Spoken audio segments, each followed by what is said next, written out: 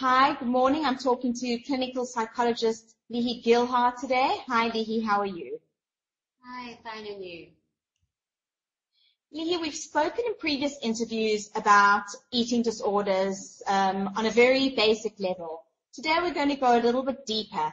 Can you tell me what are the differences in the meaning of the bulimics gorging and the anorexia's food deprivation?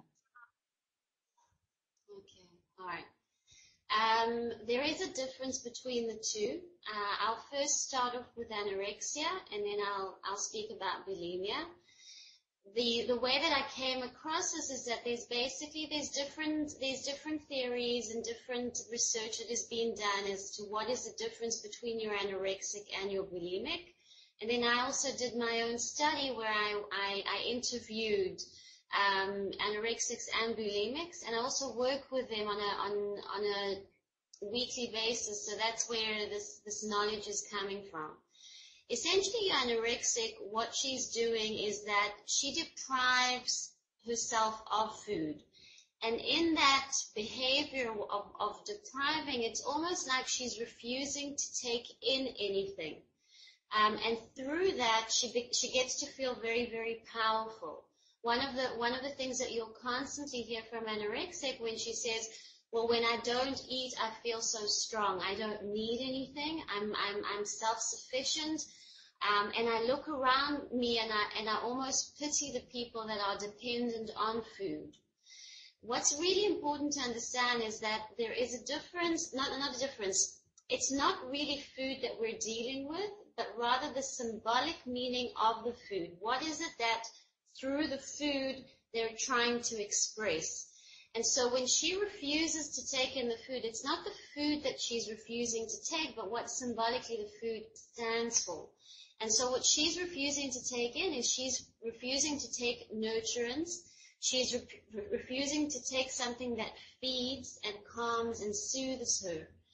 And one always links it to relationships. And one of the things that these girls really struggle with is to be dependent on an object, on a relationship, due to a lot of frustration, disappointment, fear of getting lost, a sense of intrusiveness, and so they basically don't have a very firm, strong identity, and this attempt to deprive themselves of food is almost saying, I don't need anyone. In that way, I protect myself. I am really powerful. I will not get frustrated. I will not get hurt. I will not get disappointed. And so that's what she's essentially saying. With your bulimic, that's a very different mannerism or behavior that's happening, because they always tend to say that if we look at anorexia and bulimia, that your bulimic is on the highest spectrum, because she essentially needs the object, she needs the relationship. That's why she's eating. But when she vomits, it's when she's taking it out of her body. So the difference there is that your bulimic is almost like your higher functioning. I say it in inverted commas because both of them are very severe illnesses, but she's higher functioning in that she realizes her need, her dependency, so she really craves it. And then that's when she has, when there's the bulmos, or that's what they call it in Hebrew, or now the word, when there's the gorging period where they kind of go into this almost like trance and they consume huge amounts of food without realizing, that's when there's this unconscious connection with an emptiness inside which they're trying to fill. And the food is almost like that soothing, filling, nurturing object that fills them inside.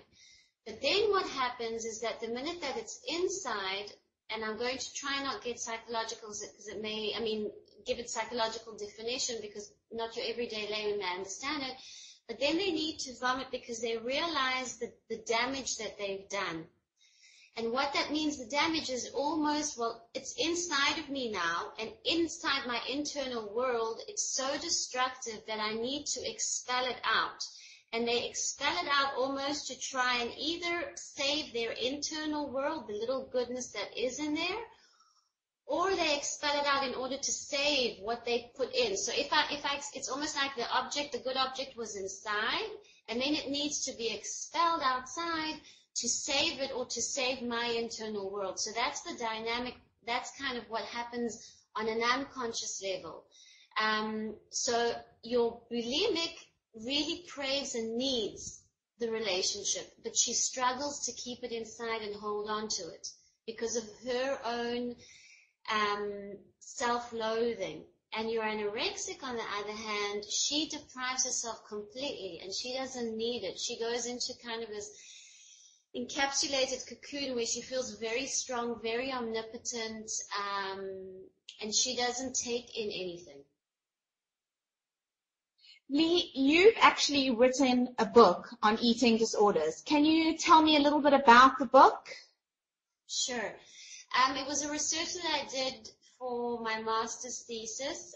I looked at the difference between the internal world of the anorexic patient and the bulimic patient.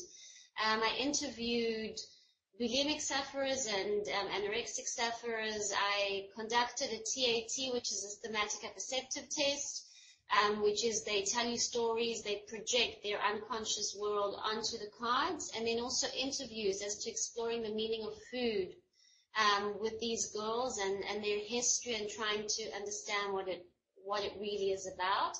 And through that came out themes, and so that was it was a thesis, and then I was approached by a company in a publishing house in Germany where they wanted to publish it into a book. And so they published into a book, and it's called Voiceless in a Starving Inner World. Great. You don't happen to have a copy there that you can show us? Do you have a copy? Yeah, I do. It's this one. Excellent. Excellent. So for all those mothers out there, or for people wanting to get some more information, that would be a good start for them to get some information. There's also a journal article because I published a journal article out of the thesis, which was before the book. And the journal article is a lot smaller, it's a lot more concise because the book actually has got all the stories of the girls and all it's very academically minded with a lot of theory explaining the history of eating disorders. Thank you, Lee. Thank you so much for talking to us today. Thank you.